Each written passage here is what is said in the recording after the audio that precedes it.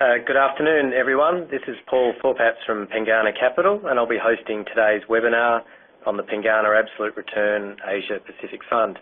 We've got two speakers today, so quick housekeeping. We'll be talking for 20 minutes, and then we'll open up for 10 minutes of Q&A. Our first speaker will be Simon Green, who works in our portfolio analyst team with distribution, and he'll be talking about the performance of the fund since it was established in October 2008. And then he'll hand over to Antonio Moroni, who is the portfolio manager for the fund. And he's actually going to look at the investment strategies utilised by the fund and also focus on some structural changes that are occurring in the Asian region, which are creating some unique investment opportunities at the moment. Concluding that, Simon will briefly chat about our portfolio optimisation service and look at the benefits of adding absolute return into your portfolios. On that note, I'll hand over to Simon. Thanks, Paul. Hi, everyone. The fund provides an ideal solution for investors who are seeking to generate strong absolute returns, using traditional assets but managed through controlled risk management. The fund has generated since inception an annualised return of 11.5 per annum, with low levels of volatility of around 5.8%. These returns are achieved by incremental trades on stock-specific events, which are conducted on a risk-adjusted basis. They are not generated through market movements. The outcome of this means that the correlation between the fund and the Asian markets are very low, which we will touch on in later slides. Because the fund is a long-short vehicle, it can mitigate risk by using two primary investment strategies to participate in these stock-specific events. They are event-driven or catalyst-driven strategies and relative value strategies. Some of these include takeovers, earning surprises, and share buybacks. So what has the fund delivered? The fund performance has been strong since inception, as mentioned, returning 11.5 per annum compared to the MSCI World Index and FTSE All-World Asia Pacific Index, with returns of 9.75 and 5.91 respectively. But I want to highlight the other benefits, which are major attributes to how this fund works. The managers are totally focused on risk and how to mitigate these risks with the various tools available to them in their arsenal. From an overview perspective, I will touch on the outcomes of these in the next few slides. As you can see from the second box on the left, the maximum drawdown, which shows the maximum loss over a time period, is negative 4.05%. The fund has been able to significantly reduce this compared to the other equity indices, whilst providing a respectable return. As I have touched on, this is because the fund is managed in a way that returns are achieved by stock-specific events rather than the general direction of equity markets. The managers want to smooth out the investor journey so that when times are tough, such as the GFC-type environment, investors can sleep at night, 2 times better than the MSCI World and 3 times better than the FTSE All-World Asia Pacific Index. Here I want to highlight the discrete monthly returns. You can see that since the fund's inception, October 2008, there have been consistent returns with relatively few swings in either direction, which I think vindicates what the fund is trying to achieve. The fund also has not had any negative year since it began, and considering the macro environment we have experienced since 2008, this is an impressive result. I'll pass you over to the fund manager, Antonio, who will explain this in more detail. Thank you, Simon. As you can see from this slide here, I hope it's readable enough for the audience to see, that the fund actually delivered also positive returns in each financial year, irrespective of market move. Now, what I've done here, I've plotted the financial year 12, 13, 14, and 15 return, evidenced by the dark blue and dark red bar charts. That's the yearly performance of the fund, which is the blue color, and the market, which is the red color. So, for example, FY 2012, the fund delivered 2.9%, and the market delivered a drawdown of 11.7%. So, as you can see, moving across, you can see that FY 13 was positive 10%, FY 14 was positive 7.7%, and FY 15 we are currently running at 11.1%, i.e. surpassing our stated return objective of 10%. To draw what I wanted to show with these slides, with the yellow arrows pointing upwards, are situations where markets fell, but the fund had a positive return that month. So, for example, in 2015, FY15, you can see 5 of these occurrences. Most noticeable is the negative 4.9% drawdown of Asia markets, and the fund had a positive return that particular month. Thanks, Antonio. So this is an interesting slide. We have the underwater performance, which shows the cumulative negative performance over a time period. We've added in other asset classes to show how they have performed since October 2008. The ASX 300 index is represented by the grey line, property is represented by the blue line, MSCI World Index is shown as orange, and finally the Absolute Return Fund is shown in yellow. Now, if you remember back to the maximum drawdown figure of negative 4.05 for the fund since inception, you can see by the yellow line that this was achieved around about April, June 2012.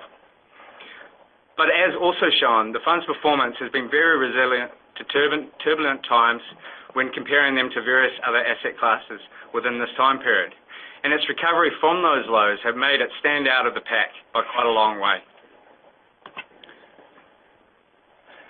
Following on from the previous slide, we've looked at the largest 22 negative months from the left to the right for the MSCI World Index from October 2008 to May 2015, and compared how the performance and absolute return fund has prevailed.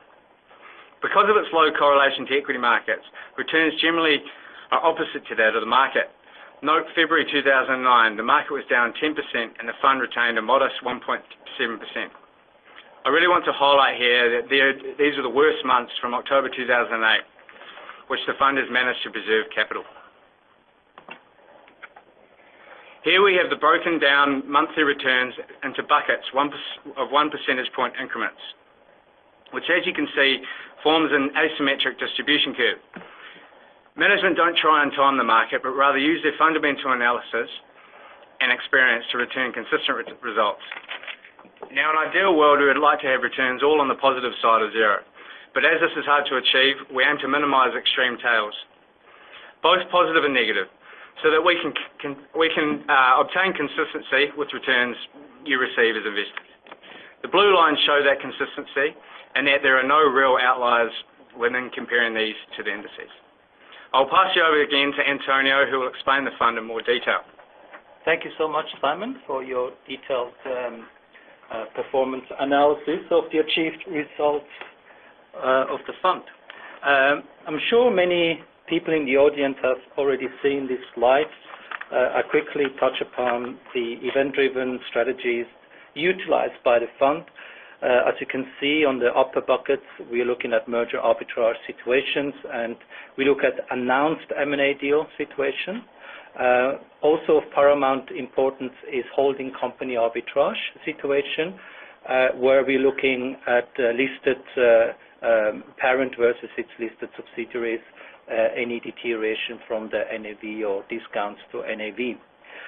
On the bottom, we look at soft catalyst event trades such as earnings surprises, capital management initiatives, and index changes. Earnings surprises is a back-tested sub-strategy where a company beating estimates will continue its short-term outperformance over a couple of days. Likewise, for company beating estimates will continue to underperform the market when they have bad earnings coming out.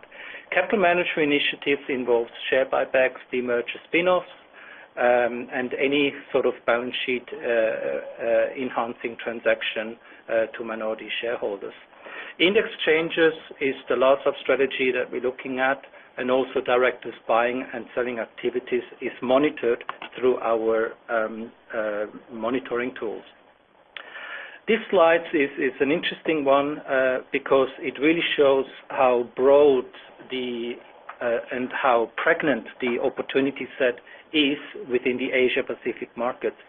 If you look at just M&A situation, there are about 800 to 1,200 deals that come to the market. The fund is actively investing in those announced M&A situation, about 100 M&A deals on average, year in, year out. So it keeps myself and my other fund manager, Vikas Kumra, quite busy to capture those M&A deal spreads. However, having said that, capital management is another subset of strategies that we employ.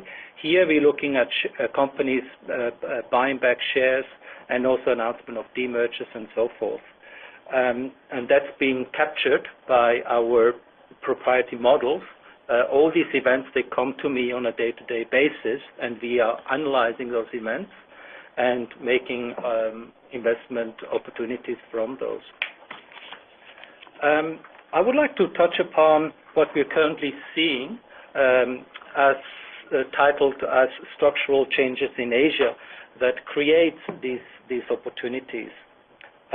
We have seen in the past M&A situation, particularly in family-owned smaller Hong Kong banks.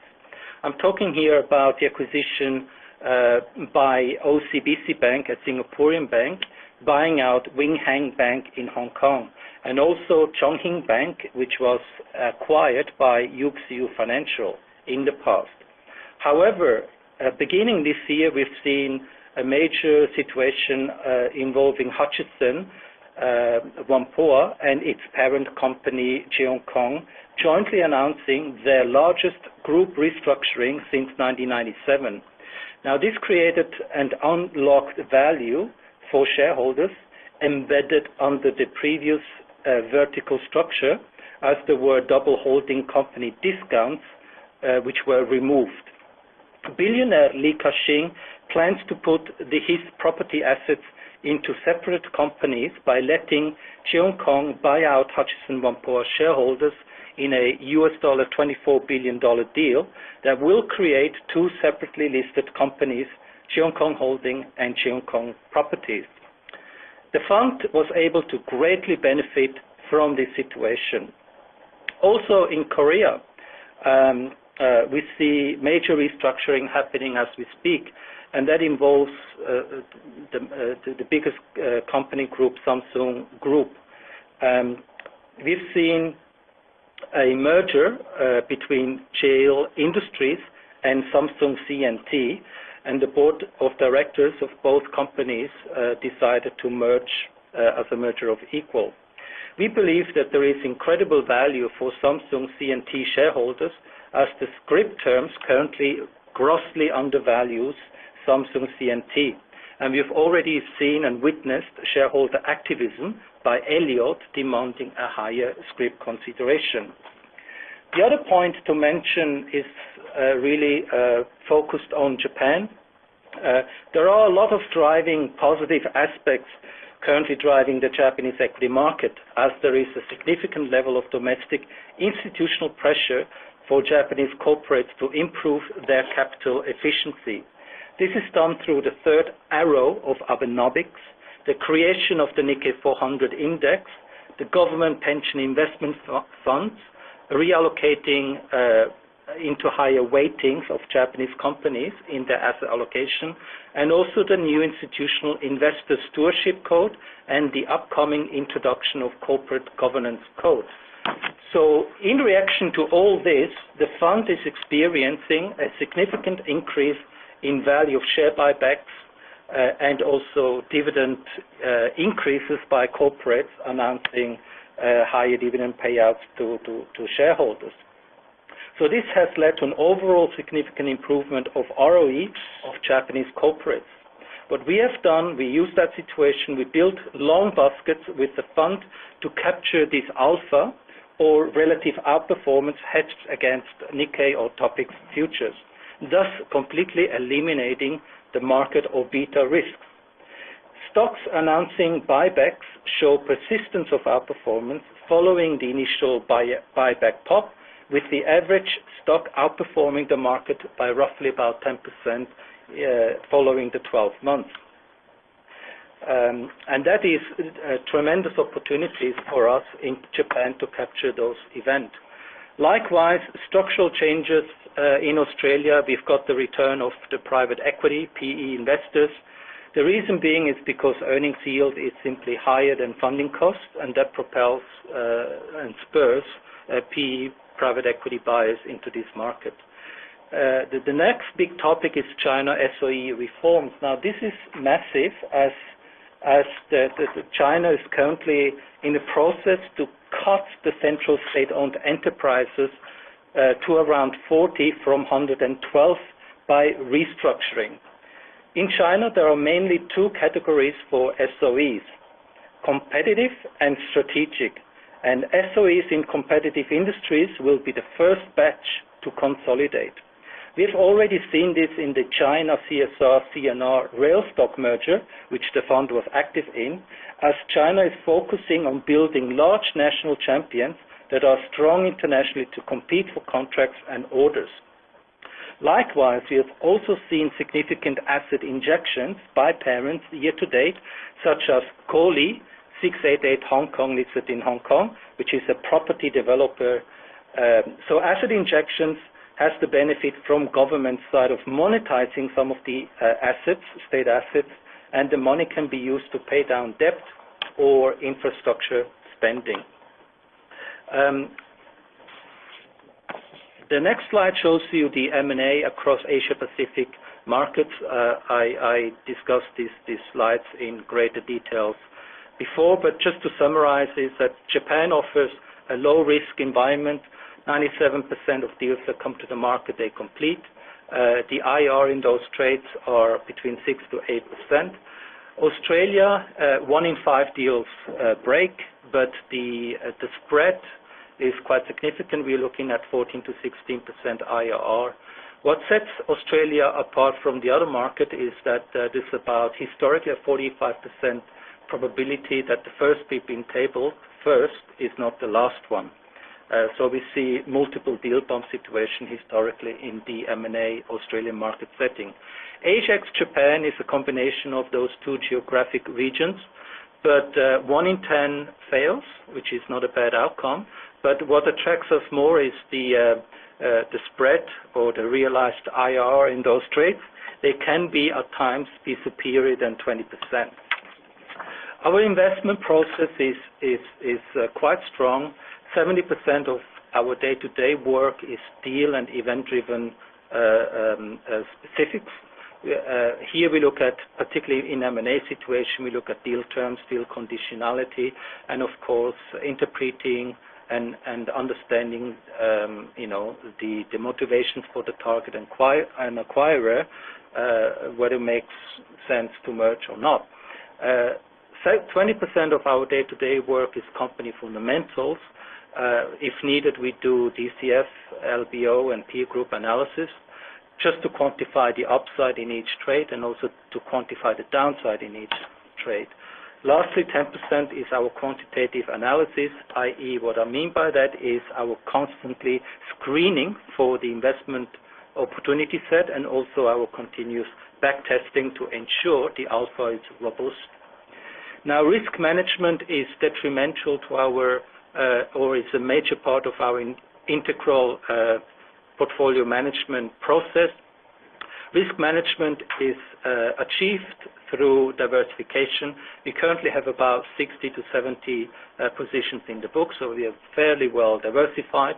Gross and net market exposure is the amount of leverage that the fund is allowed to, and this is a good thing because the more leverage the fund employs, it means that the more situations or opportunity sets the fund can exploit these alpha trades. Hedging and stop loss limits, we've got a 50 basis points overall stop limit for each situation that the fund looks at. And management of liquidity and leverage is also quite key. Here is to note that we run a very liquid book. We're looking at situations to buy or sell within 30% participation of stressed volume over time. So overall, the fund itself is quite liquid.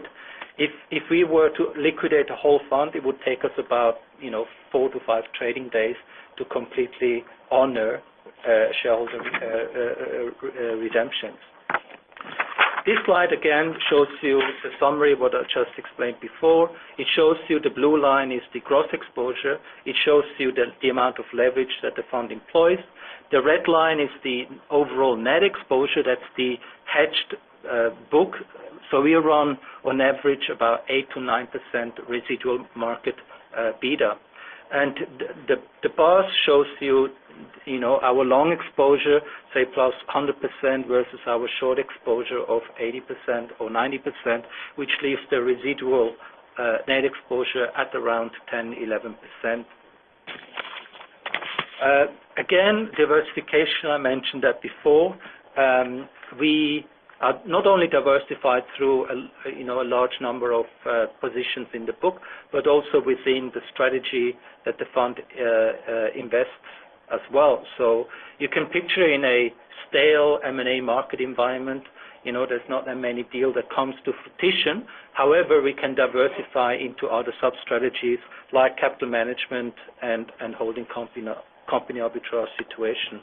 So right now the fund is pretty well diversified across all these sub-strategies. Now, portfolio themes, and I can walk you through a quick M&A trade example in Malaysia, but the current theme that we're currently seeing is the buyouts of China-based USA-listed companies. China National Development and Reform Commission, the Ministry of Human Resources and Social Security, the Ministry of Science and Technology, and the Ministry of Finance recently drafted a new legislation titled Opinions on Various Policies to Heavily Promote Entrepreneurship and Innovation of the People. Now, what does this mean? This new legislation encourages more Chinese firms to list domestically in the local market. So the key aspect of this legislation will be the removal of the requirement that businesses to be profitable before listing. So concurrently, we see a lot of activity to take private in USA listed China-based companies in the United States in order to relist in China where valuations are much, much higher.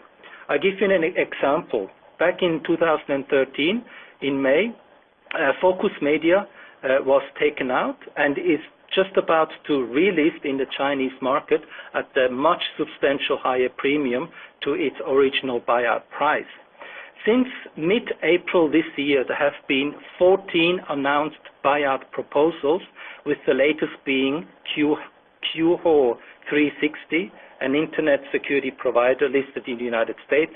Others include Rent, 21 ViaNet, and JA Solar. Just the last month alone, M&A deal activity exceeded the M&A deal activity for the entire year in terms of deal size. Right. I've just been told that there's not much time walking through an M&A trade example, but just quickly, this fund, this M&A deal, Integrux in Malaysia has benefited the fund with a 14% absolute return, and I'll leave it to the audience to go and look at the rationale as to why we were in that trade in greater details. Thanks, Antonio. I'm conscious of time, so apologies if I'm rushing through these. Happy to chat later on. So we've created our own bespoke portfolio analysis tool, which enables us to dig beneath the surface of looking at primarily the returns of a portfolio as a whole. By using this tool, we can shine a light to understand the portfolio characteristics are benefiting the investor and what needs to be looked at further. This is based on past performance, so there's only one piece of the pie when looking at portfolio construction, but it's a great place to start. If you look at the return figures for all the asset classes from October 2008 to May 2015, you can see that the absolute return fund has stood up to the international and Australian equities whilst having the type of volatility or standard deviation to that of bonds. What I find interesting here is the recovery periods or maximum drawdowns of all the constituents within the sample. Depending on when the investor entered the market, they would have had an upwards of 52 months to recover their losses. By introducing a wider set of alpha generation opportunities with more flexible investment strategies, you can provide greater robustness through more diversified alpha and risk factors. We won't stay on this slide long, but over a 3-year rolling meters, you can see that the fund has produced consistent results over this time period. Carrying on from slide 21, we used a real-life example of a recent analysis we implemented for a balanced portfolio, with and without an allocation to alternatives. We then added a proxy for alternatives into the mix and gave it a weighting of 25% to give an idea of the benefits of using alternatives in a portfolio. If you compare the two portfolios in bold down the bottom, what we find interesting is that the increases in returns whilst it decreases the risk of a portfolio as a whole. The drawdown has decreased by roughly 18 to 12%, whilst the recovery periods or months have decreased substantially from 15 to 11, which is a great result. I will leave this for you to read at your own leisure and pass you over to Paul. Okay, thanks Simon. We'll now move into question time.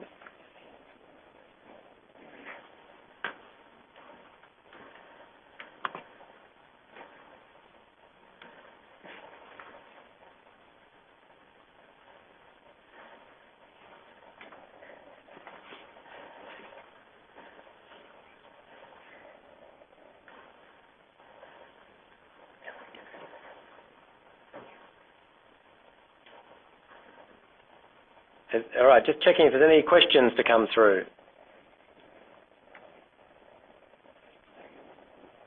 Well, we have one. Can we have access to the presentation? So the answer on that is yes, you may. If you email us, we'll send that through.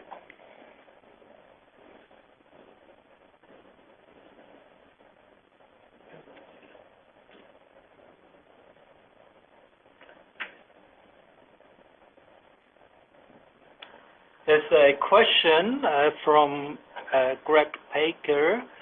Do you invest in announced M&A deals? The answer is yes. We're not, doing pre-speculative M&A deals. That's not our bread and butter.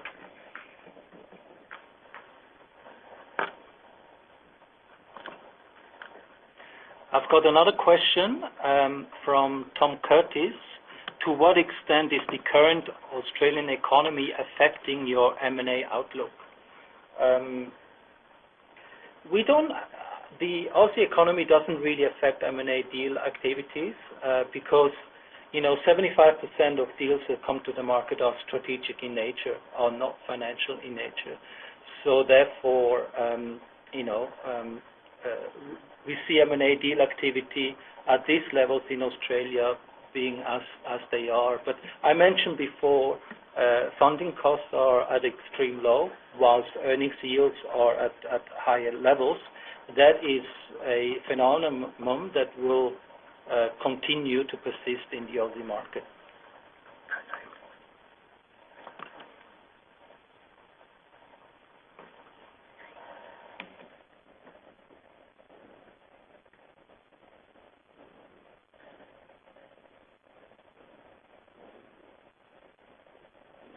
I've got a question from Steve.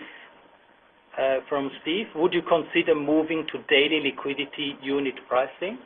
The answer to that is not at this stage.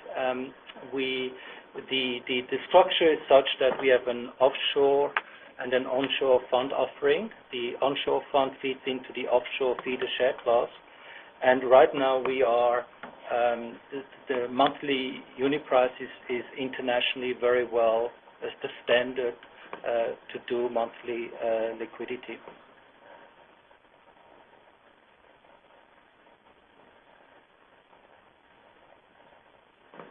I've got another question in relation to FX hedging back to Australian dollar.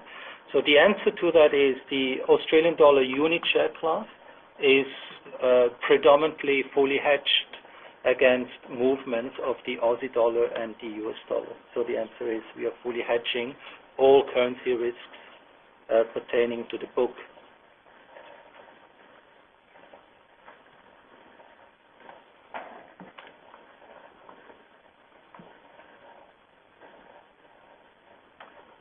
We have a question interested in your thoughts about how big an allocation this fund should have in a portfolio.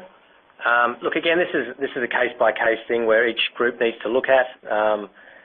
We've had many advisors come in trying to understand where this fits into a portfolio. You've got people at the moment looking at equities, you've got people looking at cash, and people are trying to find alternate sources of return and alpha. So, you know, we believe this fund has a place in portfolios, but it needs to be well diversified with other managers. I've got more questions in relation to which of your strategies has the best risk-reward features now, and also what is the current fund size and strategy capacity. As I said, M&A for us offers the best risk-adjusted returns, and if we were to increase our volatility level of the overall book, then we have to shift our capital more towards directional event-driven strategies, i.e. earnings and capital management initiatives. The capacity of this fund is about $500 million Australian dollar or US dollars equivalent, and at which point we would have to soft close or hard close the fund.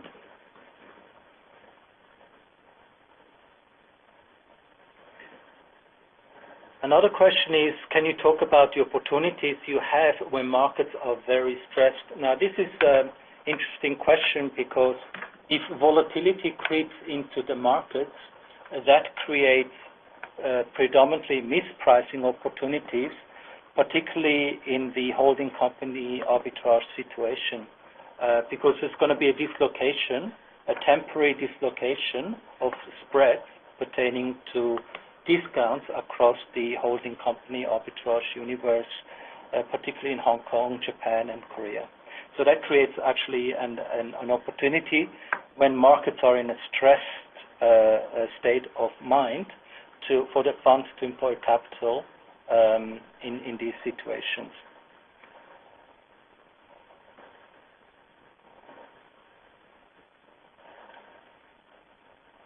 The current fund size, I've got a question in regards to current fund size. The current fund size is Aussie dollars 160 million Aussie dollars.